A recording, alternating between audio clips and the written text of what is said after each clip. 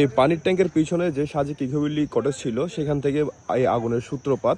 তারপর আসে এই যে এইখানে যে ধ্বংসস্তূপ দেখতে পাচ্ছেন, এটা ছিল অবকাশ রিসোর্ট। এখানে আগুন লাগে, এই আগুনটা ছড়িয়ে চলে যায় আপনার হেডম্যানের বাড়ির পিছনে হয়ে মন্টানা রেস্টুরেন্ট পর্যন্ত, জেরিদার বাড়ি পর্যন্ত পুড়ে যায়। এরপর সেখান থেকে আগুনের প্রকোপ বাড়তে বাড়তে এই যে চিলেকোঠা রেস্টুরেন্ট এখানেও আগুনটা বেড়ে যায়। এখানে আগুন ধরার পর মানে পুরো আপনার সালকা লাক্সমান কলেজ পর্যন্ত পুরোটা পুড়ে যায়।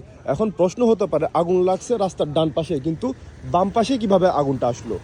আপনার এই যে রিসোর্টগুলো, কটেজগুলো রাস্তার একেবারে পাশে হওয়ার কারণে এখানে যে বিভিন্ন রেস্টুরেন্ট এবং কটেজের মালামালগুলো রাস্তায় রাখা হয়েছিল, সেইখান থেকে আগুনটা আবার তারের মাধ্যমে পাস হয়ে সেটা আপনার রাস্তার এই বাম পাশেও চলে আসছে আগুনটা। এইখানে বাম পাশে আগুনটা আসার পরে এখানে আপনার চিম্পাল রেস্টুরেন্ট পর্যন্ত পুড়ে গিয়েছে, এই সাইডে আপনার মর্নিং স্টার পর্যন্ত পুড়ে গিয়েছে। এটাই হচ্ছে মূল বিষয়।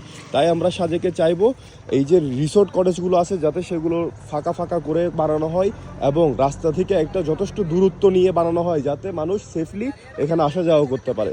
গতকালকে আমরা তো কখনো কল্পনাও করি না আগুন এত দূর পৌঁছাবে, কিন্তু আপনার এই জায়গাতে যখন শুনতে পারি যে এই সাইডে ছিল আপনার যে সাজেক আর্মি গেস্ট হাউসের ওইদিকে আগুন লাগছে, তখন আমরা এই রাস্তা দিয়ে হেঁটে আসতে পারি নাই, এত পরিমাণ আগুনের তাপ ছিল রাস্তার দুই পাশে আগুন চলার কারণে আমরা কিন্তু এই রাস্তার মাঝখান দিয়ে ওই পারে যেতে পারি নাই, যার কারণে এই আগুনকে নিয়ন্ত্রণ করার জন্য বা হোটেল রেস্টুরেন্টগুলোর যে মালামালগুলো বের করার জন্য সেটা আমরা করতে পারি না।